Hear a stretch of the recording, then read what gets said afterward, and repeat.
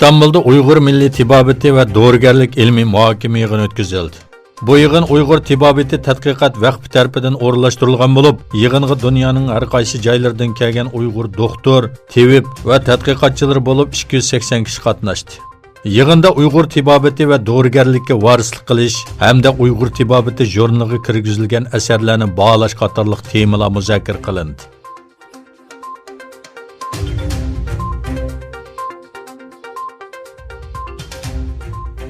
Malayziya hukumati bir tadqiqot organini Xitoyning Uyg'urlarni bostirishiga doir dokladlar ustida tadqiqot elib berishga o'rinlashtirdi. Malayziya Tashqi ishlar ministri Sayfiddin Abdullah Malayziya hukumatining Xalqaro islomiy ideya va madaniyat institutini Xitoyning Sharq Turkistonda Uyg'urlarga yurgizayotgan bostirishlarga doir xabarlar ustida tafsiliy tadqiqot elib berish uchun vazifalantirganligini bildirgan. O Malayziyaning qadam-qadam har qaysi taraflardan bostirilayotgan Uyg'urlarga aloqador dokladlar ustida tekshirish ilib bordiganligini aytdi. O muxbirlarga Malayziya Xitoy ta'minlagan dokladlarni qarg'ulachi qo'llamaydi, ham Xitoyni oshkora tanqid qilmaydi. Biz u yerda yuz berayotgan aloqador har qaysi taraflardan topshirib olgan barliq dokladning orqasiga yoshiringan haqiqatni jazmlashtirishni xohlaymiz dedi.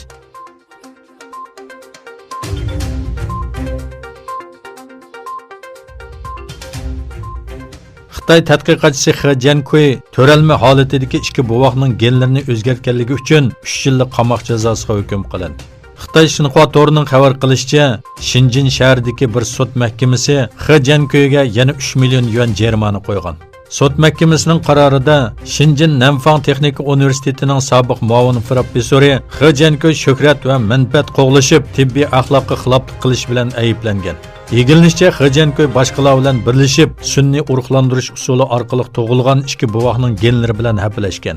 O 2018-yili Hong Kongda ochilgan bir yig'inda o'zining guvohlarning genini o'zgartganligini aytgan.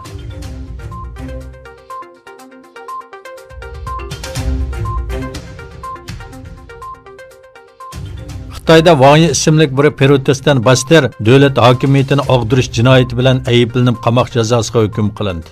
Changdu O'tir xalq sud mahkamasi qonunsiz diniy faoliyat etgan ko'z yomg'iri diniy jamiyatining qurg'uvchisi Wang Yiga dövlət hokimiyatini og'dirish va qonunsiz tashkilot qurish jinoyati bilan ayblab 9 yillik qamoq jazosiga hukm qilgan. Sud mahkamasi yana bastirni siyosiy huquqidan 3 yil mahrum qilishga, 50 ming yuandan oshadigan shaxsiy mol-mulkini musodir qilishga hukm qilgan. Xitoy soqchilari o'tgan yil 12-oyda bir chirkovga bostirib kirib, Wang Yi va bu diniy jamiyatning boshqa a'zolarini tutib ketgan.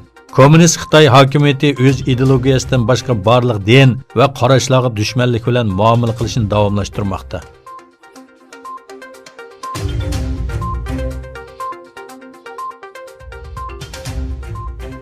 Somali istixboroti hafta oxirida Turkiya fuqarolarini o'z ichiga olgan, necha o'nlagan kishining o'limiga sabab bo'lgan portlatish vaqasini boshqa bir davlatning planlaganligini bildirdi.